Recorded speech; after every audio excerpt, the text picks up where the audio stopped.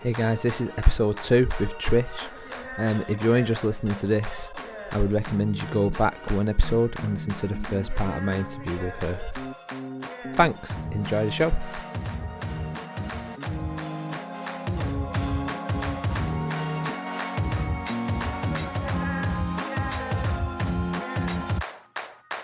Welcome to the Mind Chimp podcast. Then a byproduct of that is liking ourselves, and a byproduct of that is loving ourselves. And that's important because if we don't love ourselves and don't like ourselves, then how could we expect anybody else to? And that's tough to move through the world that way. What about you, Danny? What about you? What a great question that is, Trish. So, yeah, I think 70% of the time I do, 30% of the time I'm frustration. And the frustration, if I wanted to break that down even more, so, 15% of that is my ideas. My brain works faster than the actions, what I want to do to get them done. So, I'm quite a high ideator, I'd say. And I'm quite good at connecting dots, and sometimes I have to remind myself that I'm a one-man band with these ideas, and sometimes it requires more than just a one-man band, so that's where the frustration comes from. And the other 15%, I just think that other 15% is for me to kind of continue building on me as my person and as a character. I think I've always got traits what I look at sometimes and go, could have handled that one better, could have done that better, and I think that's always going to be the case. I think, I'm kind of like that as a person. I don't think I'll ever be 100% successful on loving myself, on liking myself, because I think there's always going to be that 15% of frustration, and then that other 15% of can probably do that a bit better next time. So yeah, that's kind of my breakdown of that, I guess. No, and I understand, and that makes some. That makes some sense, I guess. In my experience, for me, again, it kind of goes back to that moment of embarrassment, or that moment of shame, or that moment of regret, or that moment of, humility. And I think the times that I get most frustrated with myself are when I don't do something. I don't fulfill a commitment that I said that I was going to do. And I don't mean something that's necessarily over time or necessarily a big commitment. I mean, like if I made a commitment and I did, like this summer, like I made a commitment that I'm going to go back to doing triathlons, and then I'm going to do 3 triathlons, and I'm late in executing against my training plan and really getting that going. And the thing that I have found with myself is, I have to love this version of Trish either way, because if I just sit here and berate her for not getting on the bike when she said she would, or not going for the run, or not going for the swim, or this and no thing, like, I can get tough with myself and I can spend a few moments there.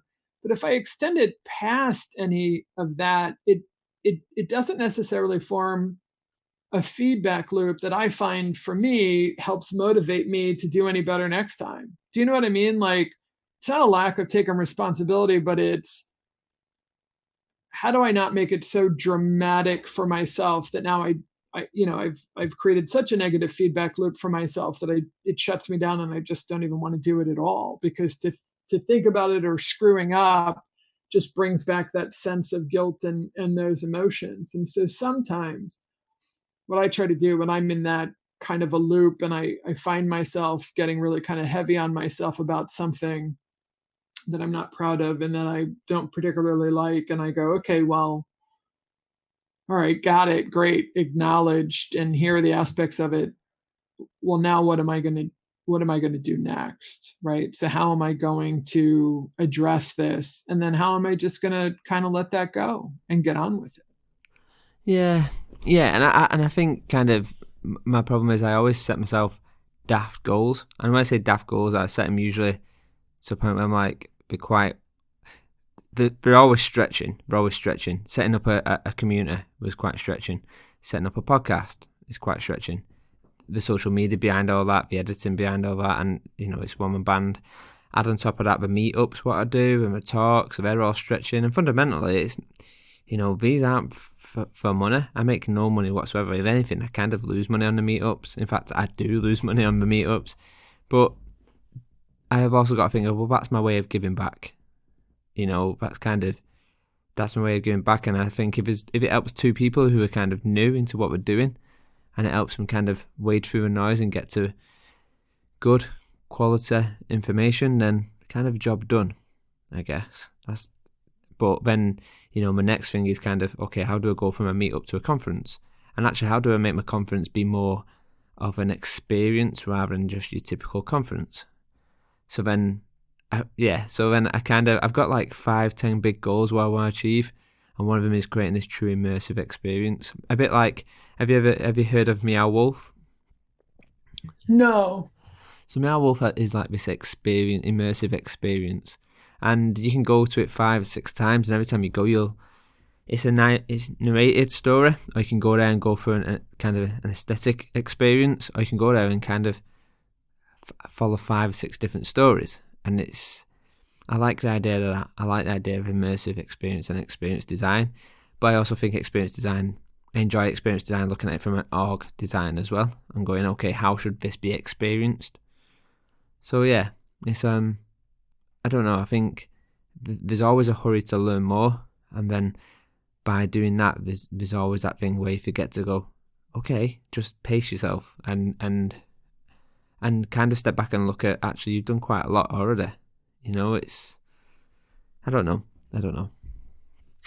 Well, and I think that makes a lot of sense to me, right? I mean, we have a tendency of often, and again, this goes into conditioning, where we've been conditioned in society for a break-fix mentality. We're looking for broken things, right? So where are my weak spots? Because that's what goes into my performance review. Where are my weak spots? Because that goes into the way that I'm disciplined at home by my parents. That's the way that I'm, disciplined, if you will, by my friends and by my family, by my spouse, by my children, whomever. It's, we're kind of hyper-focused on where our gaps are. That's why, oftentimes when we facilitate or speak at a conference, and, we get that, that one, evaluation that comes back that's negative when everything else might be glowing, and we, sort of get, transfixed on that thing that's, missing, that's lacking. And we forget, right? Like, we don't necessarily celebrate those successes. And one of the other works that I was recently re-engaged with that has helped revitalize me and to kind of remember to celebrate not only my own successes, but to celebrate successes of the people around me, and to make sure to do that in a very deliberate and meaningful way, right? Like and by that, I mean, like, to pause, right? To really take the time to really acknowledge that. And it reminds me of David Cooperrider's work with appreciative inquiry, and, focusing on the things that are strong and the things that are going well and the things that are sustainable and the things that, again, really serve us. And how do we do more of that? How do we identify those things and go deeper and do more of that? And the last thing is just, you made me think of it with the experience design and having these immersive.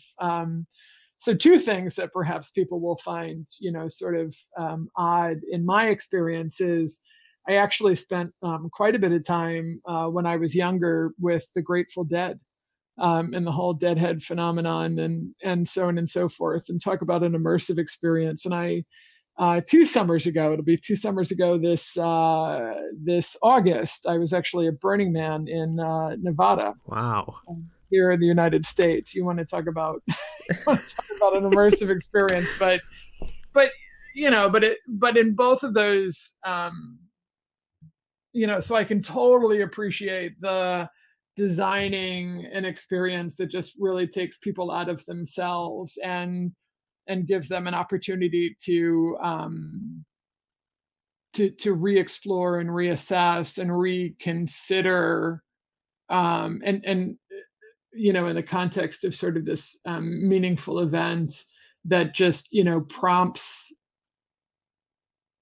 a transformation and even transcendence sometimes of a sort, because It just takes you completely out of an environment that you no longer really have an understanding of how to function in. And so it takes you outside of yourself, and you have no other resource other than to be curious and to be resilient and to be flexible in how it is that you navigate something that can be so alien. So if you're it doesn't mean you're necessarily planning 70,000 people in, the backwoods of an Indian reservation on federal land in a, glacier ecosystem in the middle of the desert of Nevada. But if you're planning something that's, interesting, that's meant to take people out of themselves. And when you get to the point of doing that, then, count me in if I can help in some kind of way.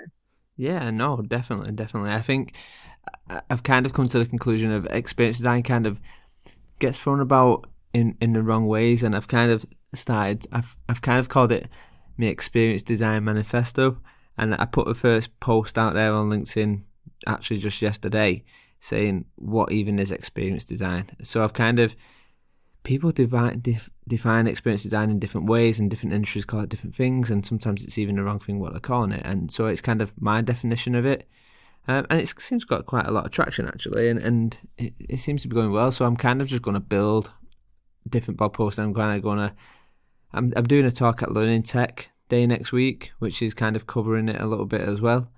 But yeah, I'm really enjoying this experience design and actually digging deep into what I think it is, because I just feel like a lot of people don't know what it is. So why not try and help and explain? So that's it's probably my area of focus, what I'm really into.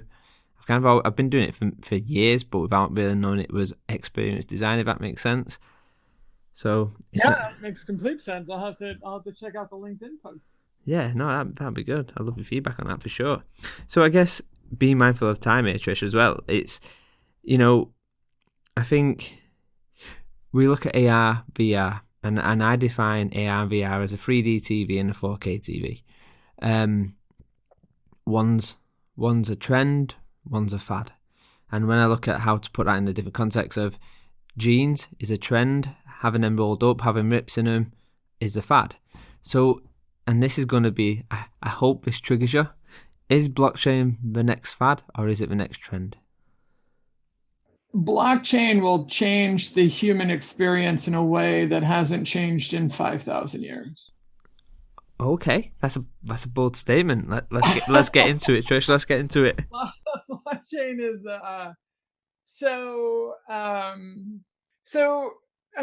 there's a big rabbit hole here. So let's go back to so when you did your rapid questions about or it wasn't the rapid questions, it was about the what's the first thing that comes to mind when you presented me, Danny, with a certain list of words. Yep. And one of the words that you said was either was it digital or digitization?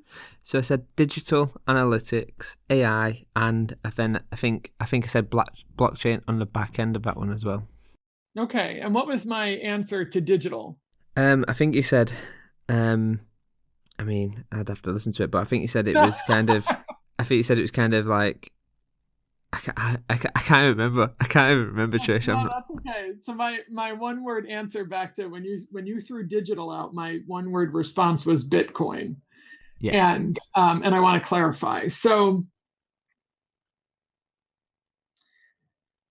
if we go back to, again, the late 80s, early 90s, and the reason why that time period is relevant to today is because that was the first wave of computer automation really coming into the workplace and into society. I mean, I'm talking about, again, 1995 is when we got email in the United States coming into the office. The World Wide Web was launched in 1993, which gave people a reason to be on the internet. We got, browsers, internet browsers, all of that happened in that, mid 90s timeframe, at least starting here in the United States.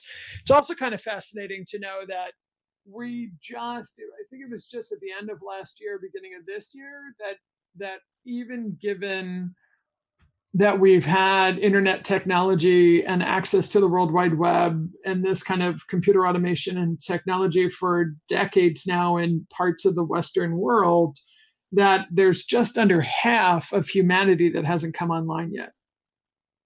I mean, there's still less than half of humanity, or almost half of humanity hasn't had an online experience yet, which is kind of crazy to think about.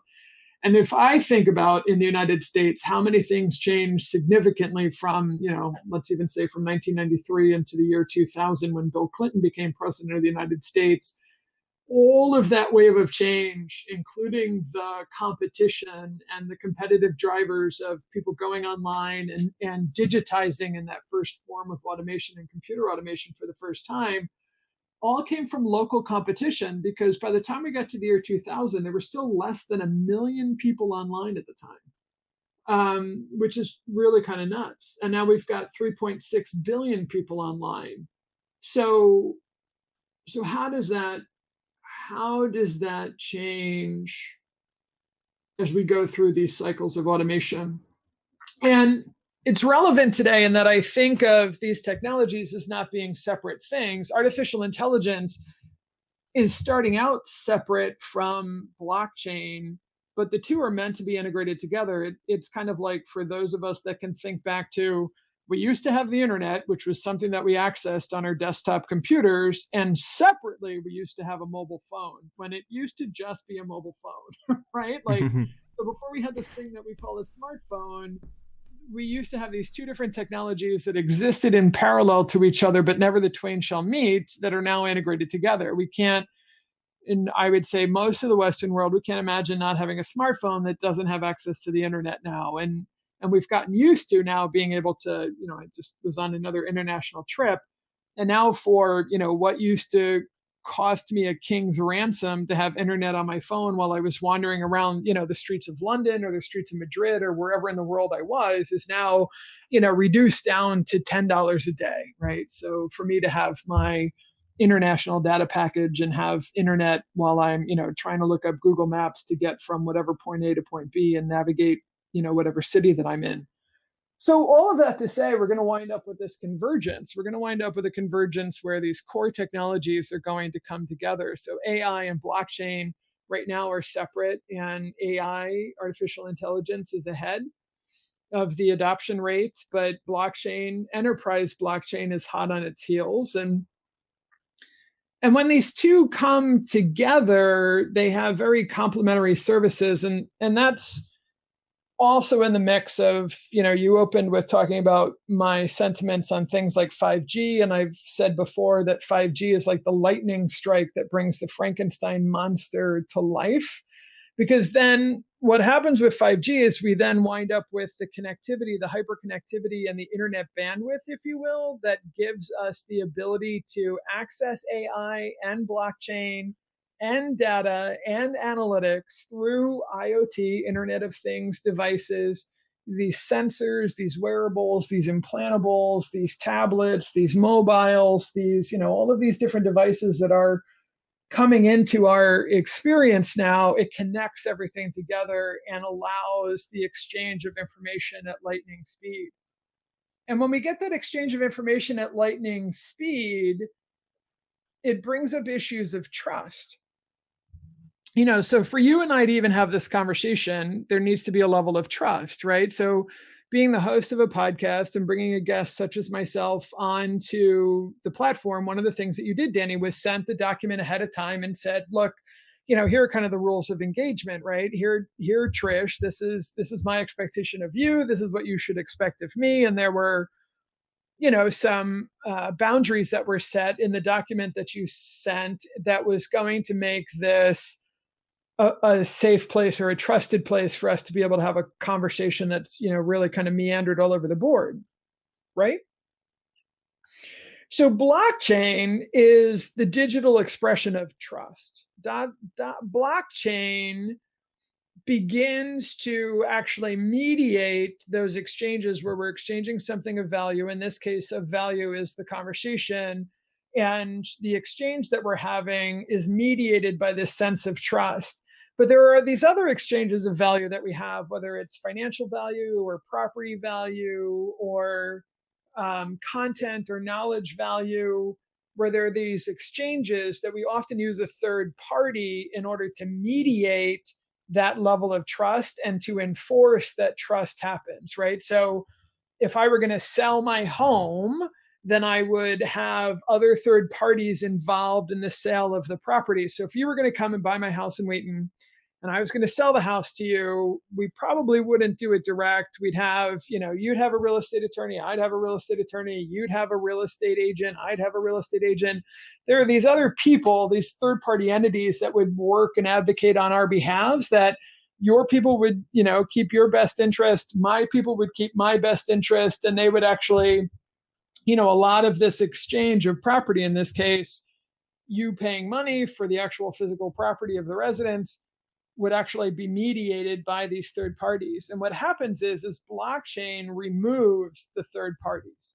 It actually becomes the mechanism by which this exchange of value and the trust that's necessary in order to do this exchange becomes mediated not only by technology, but becomes digital.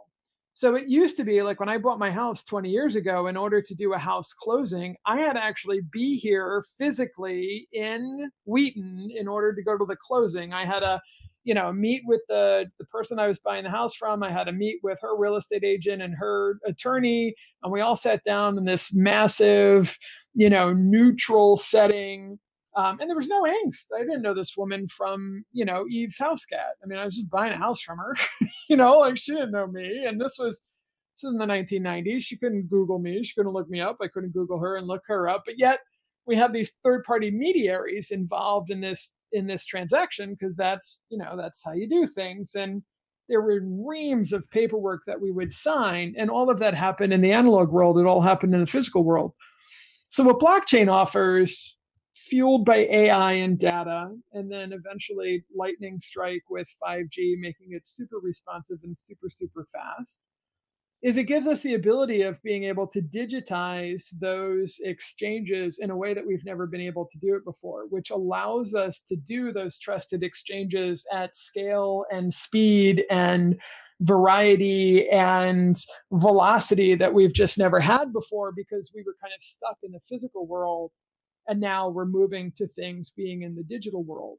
And so when you said digital and I said Bitcoin, the reason being is because Bitcoin is actually the very first digital asset that we have. It's the very first digital asset that we as human beings have created that actually stands on its own as being an asset that's not mediated by a third party.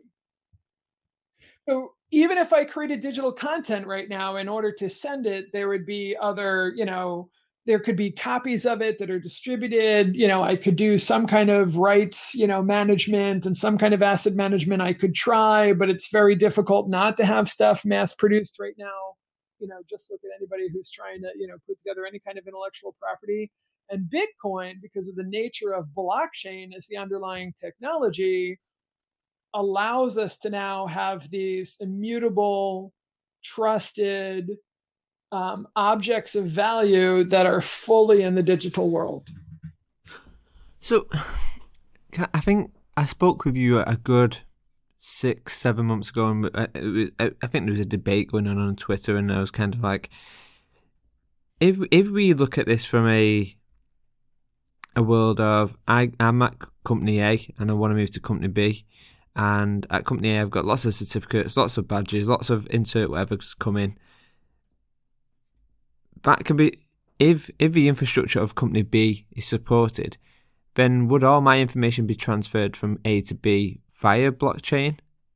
I'm going kind of very high level with this because my knowledge is nowhere near as good as yours on this, Trish, for sure. And I guess if that is the case, and that's how it works, and we look at the badge system will come down from kind of a university to an external badge system, and that would go into our journal, our blockchain journal, if you like. So would the blockchain, in essence, if you move from company A to company B to company C, company D, could that in theory, providing online companies' infrastructure set up right, follow you around? Is that fair to say, or am I kind of way away from it? No, you're on the right path, and the rabbit hole, of course, gets multiplied and deeper than that. It goes far beyond the qualifications and the badges. Although that's where we're beginning to see it, show up more, or feel like it's happening in academia and happening in L&D. But it's there are actually much larger use cases that are out there than that. But let's stick to that for a moment, because here's a way to kind of simplify it for a moment. And I do appreciate that some people listening to the podcast may not be able to relate through their own personal experience to what I'm about to say, because they simply weren't born yet. And that's cool. So hang with me. But again, going back to computer automation, like back in the 1990s, I mean, if I said to you right now, Danny, point to the internet, where is the internet?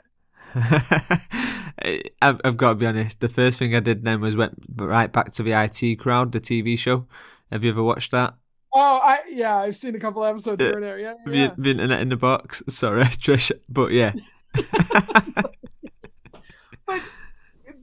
but that's, I mean, so if we go back to the 1990s, I mean, before we had the World Wide Web, I was actually, again, going back to my geeky friends in middle school and high school, we were the kids that were on the dial-ups and the BBSs and doing the phone freaking and all the stuff that you see Matthew Broderick do in the old 1980s movies and that kind of stuff. We were into all of that. And that was before things were connected. So, I could from home, I could Procom, I could dial into I could dial into the library, the local library, and be able to access some quote unquote online information. But it was isolated, right? It was peer to peer. It was my computer that was connecting to a very specific computer at the library to be able to access that information. So what changed with the World Wide Web is we suddenly had this connectivity that really expanded it out. It went from peer-to-peer to this, it went from centralized to decentralized. So, the internet, in essence, exists on all of these different computers that make up the internet all around the world. It's not just these local area networks that are restricted just to peer-to-peer of these physical machines. It's this wide web of connectivity of computers all the way, all around the world, which is where the World Wide Web and where the internet as we know it really comes from. Well, blockchain is sort of in that same sort of infancy right now. The only public expression of blockchain that we have are the cryptocurrencies and the crypto exchanges that are coming up, right? So those are public in that they're public versions of blockchain. And those two things are different. There's the cryptocurrency, which is kind of the first use case of the blockchain technology was in crypto. And the first crypto is Bitcoin. So, but the two are not the same thing. To say Bitcoin is not blockchain, it's an application of blockchain in that particular use case. But you've got something that was centralized, right? So when we think about money and we think about currency, we think about banks, we think about the stock market. We might think here in the United States, I would think about the US Mint. Where does money come from? Well, it gets printed, on special presses at these, various locations around the United States. When we need more dollars, we print more dollars, right? So where does money come from? It comes from this centralized system. It's not public. Not everybody has access to it. It's only these third parties, these banks and these financial institutions that have access to it. Bitcoin and the crypto exchanges are on blockchain. That's a public version of blockchain, and they're public currencies, if you will. Everybody can get access to it. It's not controlled by any one authority. And so if we think about that decentralized kind of paradigm, it's the same kind of decentralized sense of the internet. And it has kind of that same infancy of the internet. So internet started out, it was my computer talking to the library computer. That was, a peer-to-peer connection, but that was private between those two machines. Well, when you start adding the collective to that and start opening that up into, casting the net wider, you go from those private versions of it to public. And right now we have some very, a small number of public use cases, which is around the crypto. And mostly around the crypto, but there are other use cases now that are public blockchains. And we also have organizations can create their own internal private blockchains because it's open source technology. So you can create a blockchain right now that's private to your organization. But eventually what's going to happen is, and so then there what's going to happen is that flow of information like what you just described. So you're with this employer, you earn these credentials, you went to this kind of training, you developed your skills in this kind of way. All of that record, all of those records are then on the digital ledger, which is the purpose that blockchain serves. So all of those transactions, all of those things that have happened now become blocks on the blockchain. And eventually what's going to happen is those the blockchain is going to wind up being like the internet and expanded into kind of this larger public entity that's fueled by AI, that's going to be lit up with 5G, that's going to allow greater and greater scale of blockchain public access so that those things go along with us no matter where we go. So if you change jobs or become a consultant and work for a client, that anybody who has access and transaction to that blockchain is then going to be able to have access to those transactions and those records because you've got that exchange of trust, that exchange of information. You want them to be able to see your qualifications and your skills. So kind of thinking about this, and this is me just thinking tangent. So, in theory, this could be the end of passports, right? It will, yes. Right. Okay. I'm just thinking kind of instantly all the stuff what we deem as important, I guess, from traveling, passports, and then like you say, the kind of the selling of houses and all that information what's tied to that house and that product and that service and whatever else.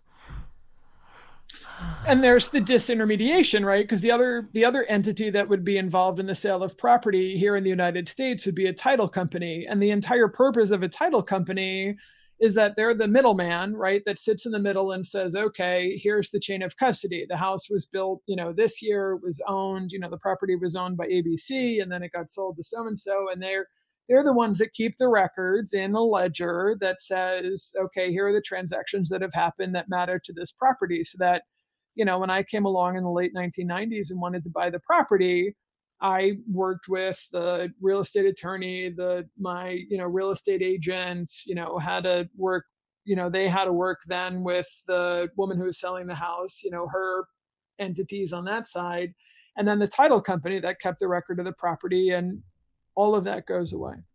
So then I'm instantly kind of going to the fact of my medical records, right?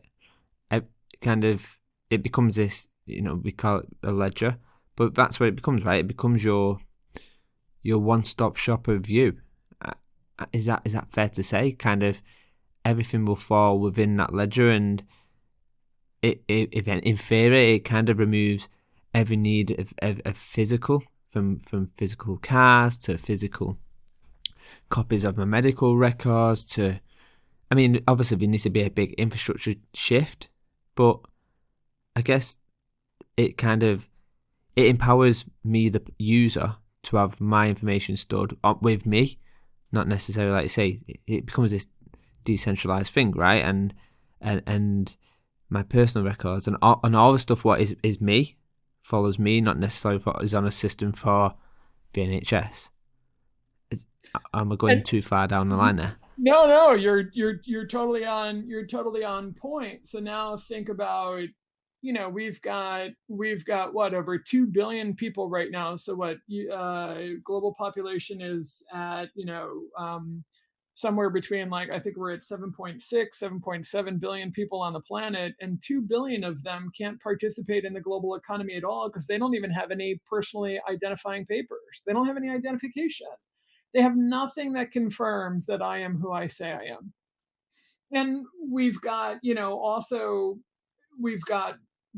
I think the numbers are roughly about the same. we've also got people that don't have record systems in the communities that they live, in the societies that they live of, that have records that talk about the property or the assets that they have. So you and I can leverage, the assets that we have. I can go to the bank, right, and go get an equity loan against the house. So and I've got the paperwork that says, Trish Yule has, you know, right now ownership of the house along with another bank. But I can take that and say, here's my proof that says that this is an asset that I have ownership of. And I can go ahead and, get money against the equity that I have invested into the home. There are billions of people that we have, that actually own property, but do not have the paperwork necessary in order for them to participate in that kind of way. They don't have access to capital. They can't leverage their assets. So what does that do, right? What does that do to people who suddenly have a means of being able to personally identify themselves? What does that do to economies around the world, to the global economy, when the couple of billion people that don't have a way of being able to leverage their assets have what they need, have the good record keeping, if you will, have access to a ledger that we are all on, that allows them to participate? How does that reshape the entire world? How does that reshape global society? So, Uh, yeah. so I'm just thinking kind of. So how does this start? So I mean, when I say how does it start, I mean from a newborn baby. So let's just pretend everything's set up now, and we're years down the line, infrastructure's right, everything. Day one, baby's born.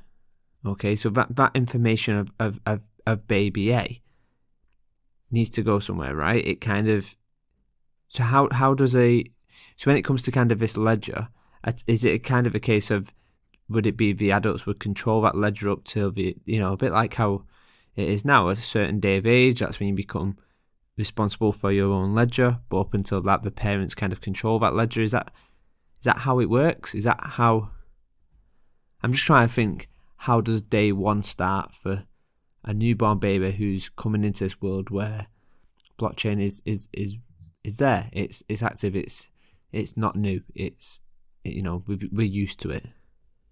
Well, let's take a look at, like, kind of, so I know I'm familiar here with babies in the United States. So where do they get identity from, right? So let's say, for sake of this conversation, that the mother gives birth at a hospital, and it's, so where does the record of that birth start? It starts with a business, there's a department in the hospital that handles that.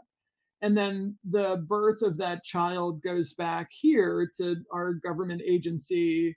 It goes to the Social Security Administrative Office, which, keeps track of um, citizens, in the United States. So they're the ones that issue the unique identifier. The Social Security number is what we use here in the United States that identifies that particular individual. And, a birth record here in the United States would have, here's the name of the baby, and then here's the name of the father, and here's the name of the mother, and then here's where that child, the date and time and weight and location and all that information that's relative to a US, birth certificate right now. And that's where the ledger for a human being and an American citizen here in the United States starts. So what happens in blockchain, without getting crazy about the technology, is that in order for another block, so every transaction becomes a block on the chain, right? It becomes another block that's added to the chain. And in order for that block to get added to the chain, it has to be verified. Now, and again, this goes through much more of an automated kind of process. But once it gets verified, and the entity that verifies it is what's known as the oracle, which is kind of interesting. So an oracle doesn't have to be a human or a department or an agency, or it could be a sensor, it could be a device, it could be, it could be that the baby is born, and then, hospital bands, like there's a hospital band and maybe it's got a QR code and it gets scanned. That scanner could be the oracle that says, okay, Trisha Marie was just born, and, here are all the details. And that's now a block on, that particular chain. And that's how it is that it gets started. And what's interesting is then everybody on that blockchain that is involved in that transaction um, instantly has access to the same information. So there's no, it was really funny. One of the podcasts, one of your earlier podcasts that I was listening to, somebody brought up one of my favorite series, which is Hyperion, and Dan Simmons and Hyperion and the Shrike and all of that. And one of the other series that I think about is Neil Stevenson, and well, not a series, but one of his books is Snow Crash. And the thing that always took me about Snow Crash is all about what happens when you have a population in a society, a small percentage of the population that can withhold information and put the rest of the population at their mercy by withholding that information. And that's how it works today, right? Like that's where the power dynamics come from. And again, going back to, bureaucracy, and that is an org structure in our organizations. You have the haves and the have-nots. And the haves, part of what the haves have is access to information that the have-nots are not privy to. But in blockchain, everybody who's supposed to have access, has equal access to that information. And it's been vetted by an oracle, right? Which is whatever the entity is that has been identified in that particular transaction, if you will, to be the source of truth, right? To verify. And it's by consensus. So everybody on the blockchain may not necessarily agree, but it's the collective consensus, right? And then everybody's got access to that information at the same time. And with the way that the security is built into blockchain itself, it's supposed to be immutable. It's supposed to be that once it's there, it's fixed, it can't be changed. And so when we think about going back to like Orwell and thinking about, books like 1984, or thinking about Animal Farm and those types of dystopian kind of outlooks, I think about like Brave New World, and that whole idea of being able to change the history books and being able to change the record of something in order to hold a society at, again, a small percentage of the population can hold a larger percentage of the population at its mercy by withholding information, that goes away. Wow. It's exciting. It's exciting. And so that circles us back to the, how does that radically change humanity from 5,000 years? Well, our record keepers have always been reliant on third parties that were third party humans that weren't necessarily representing our own best interest. You go back and take a look at, where did the banking institutions, where did what we think of as currency and money, and where did that even start? We just take it for granted. I take it for granted that when I take paper money and change out of my wallet, that it has value. Well, that's a narrative.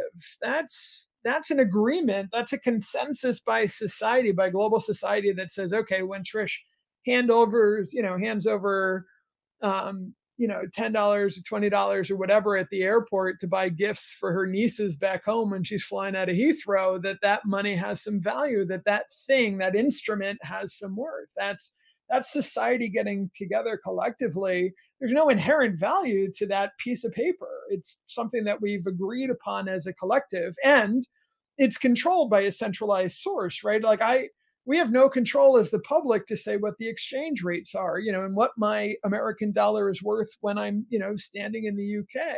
That's controlled by these third-party entities. And that's been since the beginning of time. That's been since the Medicis. That's been, we've had somebody else keeping the records, and we've been reliant on a third party keeping the records. And those third parties have been institutions comprised of people.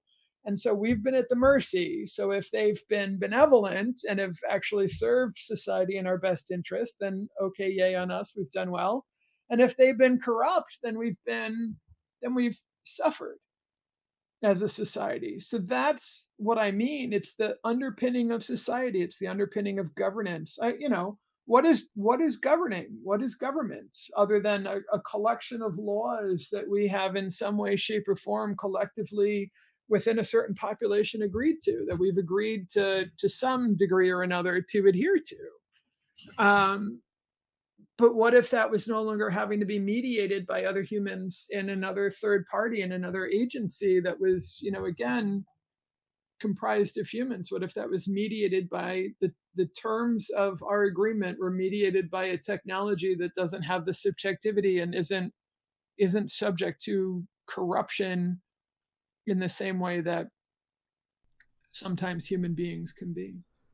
It's interesting. I think I was kind of thinking then.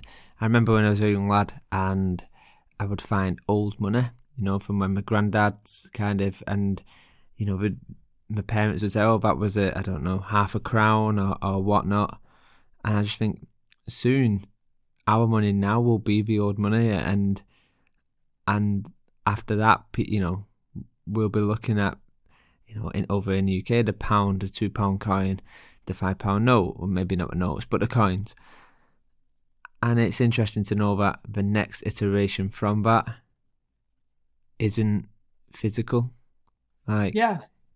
It's interesting that we're in an era we're in an era where we're going to see the last use of coin. And it's an interesting thought exercise, I think, to kind of understand. I've been in the time where I've seen past old coins, I've seen the present coins, and then the next stage of that is no coins.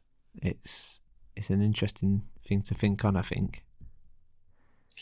And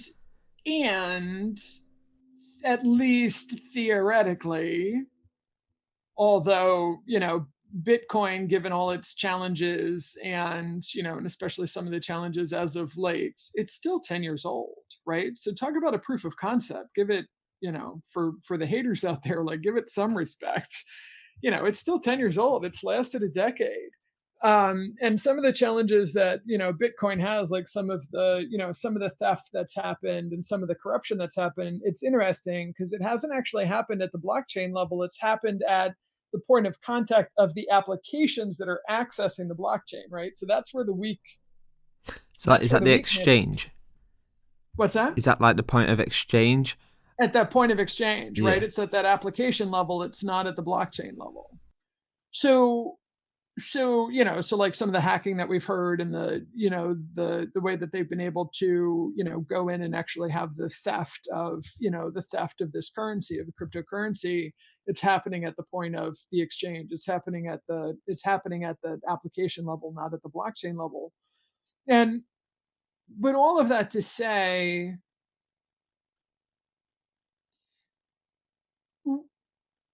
we're moving into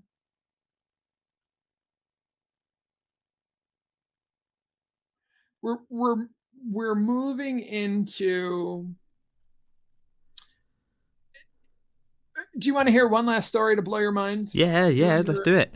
You want to hear so it's an exchange of anything of value, and so what we're going to wind up seeing is, kind of going back to Salesforce.com and thinking about that core technology. And, if we go back to 2016, and if we were to look at the original iteration of, Einstein Analytics that they released to the public, of course, that data science, cognitive computing platform driven by AI, fueled by data.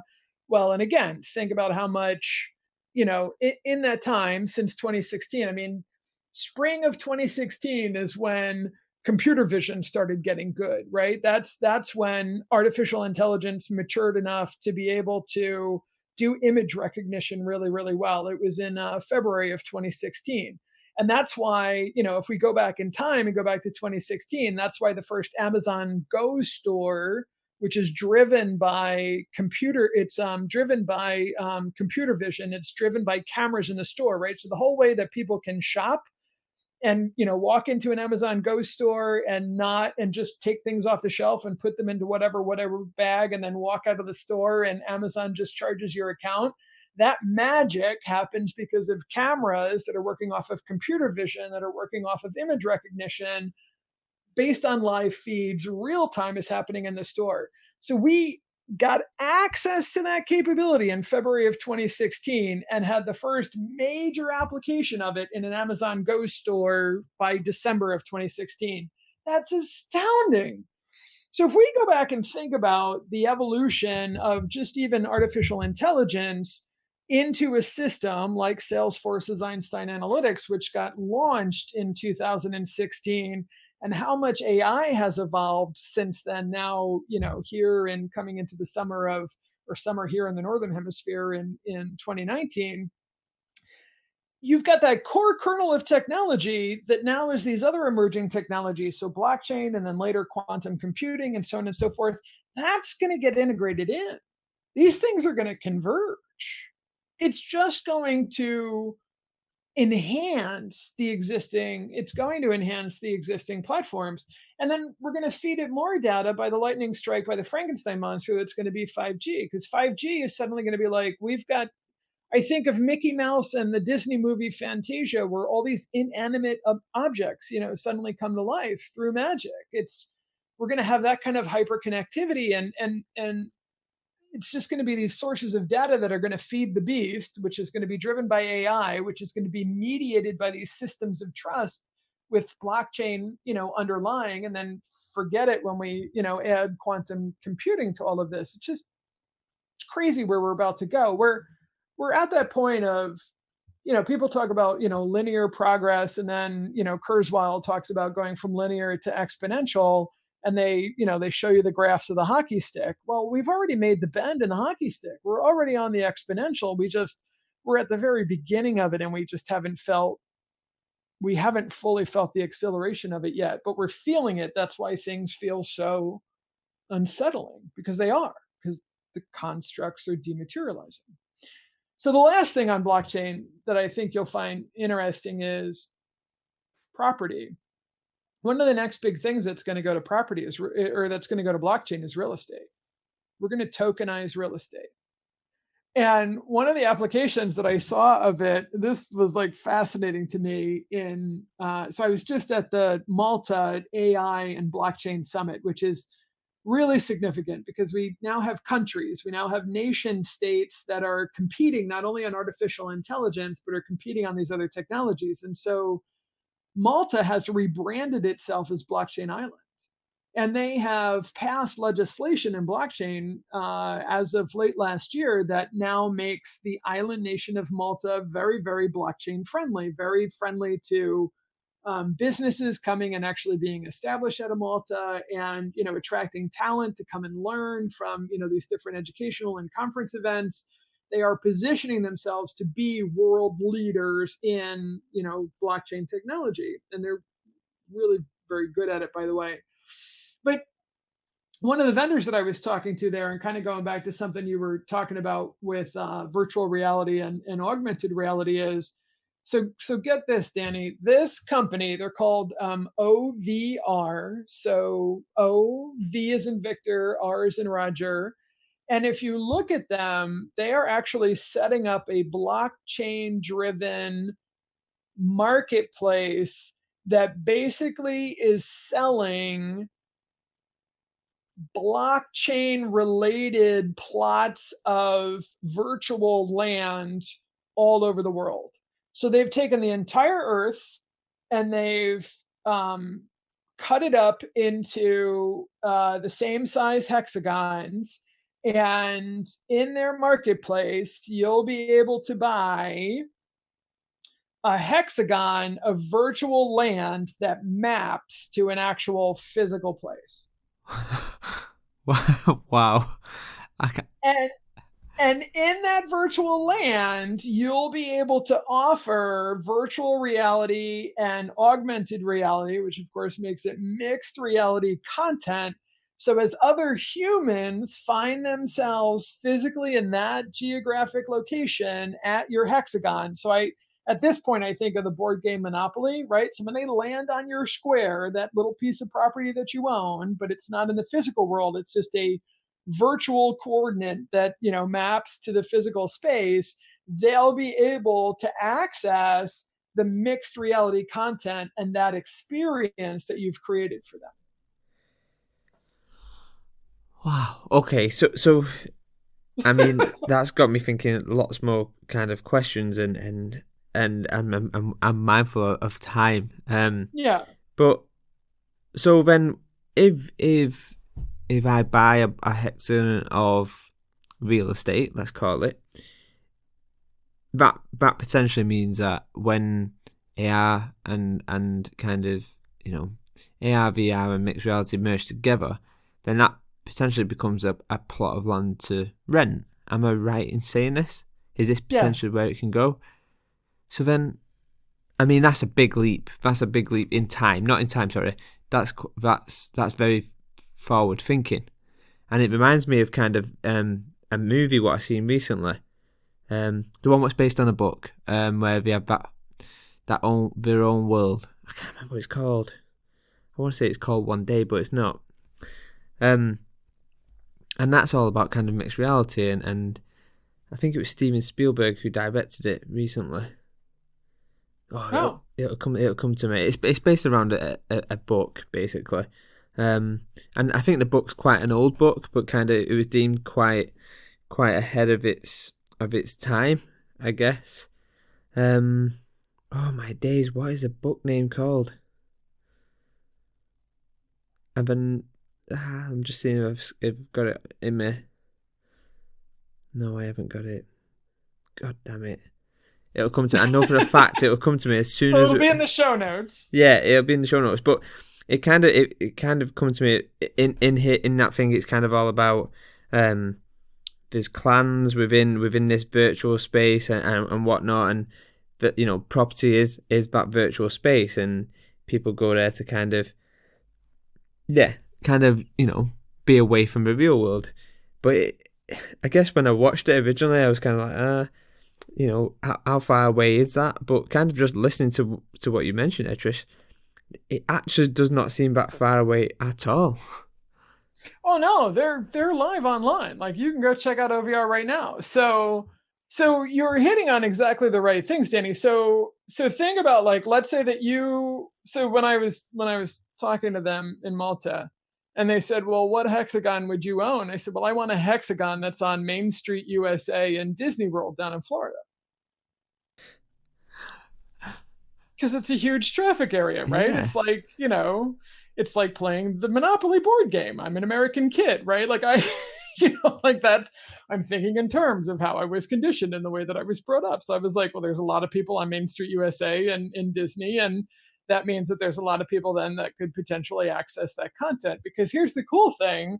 So here's where the e-commerce comes in, and here's where more of, you know, blockchain comes in. So blockchain would then mediate those experiences and would also mediate the payout of those experiences back to the people who have a stake in it, right? Who have some kind of a revenue share. So let's say you bought the hexagon, you leased it to me. I went to a third party and actually, you know, contracted them to create the content. And let's say that I went to even another, you know, so I'm leasing the hexagon from you. I went out and worked with content creators, but the way that they're going to get paid is ongoing revenue they're going to get a split of the revenue when people access this content, when they're in that physical location on your hexagon that I'm leasing from you. And let's say that I also went out and I found an advertiser, right? I found a promoter, and the same kind of thing. They're going to get a percentage of the revenue. So every time revenue is generated, all four of us need to get paid out, right? So I need to get paid out for being the leasee. I need to pay you because you're the hexagon property owner. Content creator is going to get paid for their mixed reality, you know, grooviness, and the promoter is going to get paid for driving people to, you know, utilize the hexagon and access the mixed reality content that's there. But all of that payout, all of that revenue is instantly paid out through blockchain. So you don't have to worry about me coughing up the money for the lease.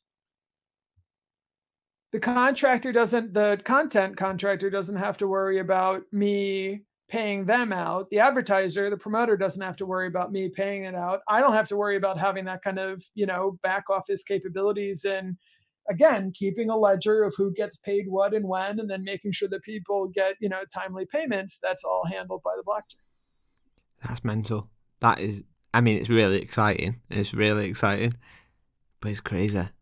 So now, if we take that, right? So we're talking about, well, one last thing on that, and then a quick transition, and then of course, I am also conscious of time. But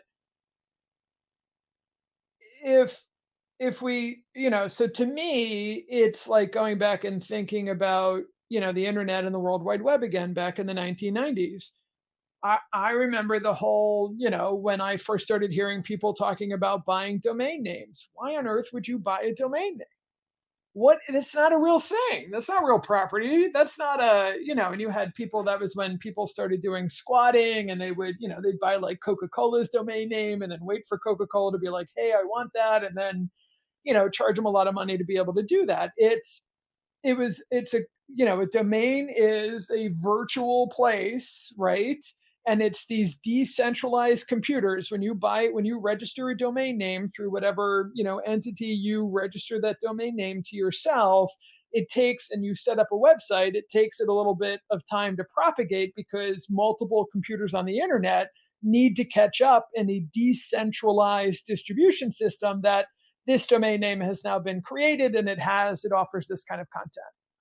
And so to me, I think about, domain names and that virtual real estate, if you will, and the hexagons. But we can also take that to physical property. So, now instead of the title company having, the surveyor's, map of the actual, property lines for the property that I own, my physical property for my physical residence and what buildings are on it and so on and so forth, it becomes a digitized asset on the blockchain. And all the information, who was owned, what liens were against it, what it was sold for, what it was bought for, could even be maintenance records, could be all of that, is all available on the blockchain. So when I go to sell the property, I don't have to go to all these different entities to go and get that information. No one has to pay the title company to go and see if it's free of any loans or free of any liens. They'll be able to see that just on the blockchain. And it's like I say, it completely removes friction. It becomes this frictionless, streamlined kind of exchange. I'm kind of firing here, like so many ideas and kind of where I'm thinking. Other books just come to mind as well while I'm at it. Ready Player One. Oh yeah, of course, yeah, exactly, yep. That's kind of what that kind of started to merge into. But so yeah, Trish, let's do these last couple of questions and we'll be done. But this has been awesome. One last thing just to extend it out. Now take that into L&D, and if we can have a hexagon that's got mixed reality content on it that people can access, and we don't have to be there in order to serve as the gatekeepers, so if you own the hexagon and I'm leasing it, the content provider, we don't have to physically be present in order to deliver or fulfill that experience, and everybody gets paid out. Then what does that mean to training content and knowledge management within organization? Oh, I don't even think there's a better kind of cliffhanger question to leave it on, to be honest, Trish. Until the next podcast. Yeah, wow. Right, Trish, listen, this has literally been awesome. Let's do the last two questions. These are quite quick, and then I'll give you your day back, because I could keep going here for another 3 hours, not a problem. So I guess right at the end, at the start of the session, I kind of said pick 4 numbers. And your 4 numbers are tallied to 4 random items, and your items are a spoon, a Sharpie marker, face wash, and eyeliner. And the story is, you're on a desert island and they're your 4 items. What are you doing with them? Oh my God, well, it sounds like what I packed for Burning Man. pretty much. Spoon, a Sharpie, face wash, and eyeliner, and I'm on a desert island. And what is it that I am doing with them? So spoon is definitely something I'm going to use for eating in some kind of way. Face wash is how it is that I'm going to stay refreshed. Sharpie is what I'm going to use in order to write and be creative and play, I don't know, games of tic-tac-toe and whatever against myself on whatever kind of coconut trees or palm trees. And eyeliner is just to feel pretty. Nailed it. So I guess one of the last questions here, Trish, is kind of, you know, at the start I asked you what you wanted to be when you grow up, and as you know, we never really stop growing up, and we're always developing, and we're always kind of moving and kind of going through these periods of change and these transformations. So if I was to ask you now, Trish, what do you want to be when you grow up? What would you say now? Well, and again, it goes back to my log line. I mean, it really goes back to, I mean, I can look at the trajectory of anything that I've ever done in my life, and the theme is the same, which is how I came up with the sentence in the first place. And I don't expect that to change, although the conditions and the skills and the roles and the participation and the context in which I do it are going to change. But it's to equip and enable those who equip and enable others, right? So it doesn't, you know, in my life I've been a project manager, I've been a software developer, I've been a learning professional, I've been a training professional, I've been an equestrian instructor, I've, you know, schooled horses and schooled people, and even back to my grandmother's backyard and children on egg crates, so yeah, I would expect that as I continue to grow up, that it's going to be along those lines, and the way that I can continue to be in service to people and community and to organizations around the world. Awesome. So where can people kind of follow you, Trish, and keep up to date with all the things what you're doing, looking at, sharing? Where can we find you? Two of the best places to find me, because again, lots of things are in flux, and so the online properties, if you will, or the virtual representations that get most investment from me right now are LinkedIn for sure. So I'm, of course, Trish Yule there. And then also on Twitter, so at Trish Yule, so at TRISHUHL. Awesome. Well, Trish, it's been an absolute pleasure, and I appreciate you taking 3 hours and 16 minutes out of your day for this podcast. I think it's going to be an absolute treat for my listeners as well. So thank you very much. Well, thank you very much, Danny. I really appreciate it. And yay cake. Oh my gosh, I didn't realize that we had gone quite that long, but really what a great conversation. I look forward to more. Awesome, Trish. You enjoy the rest of your day. Thanks. Have a good evening. You too. Bye-bye.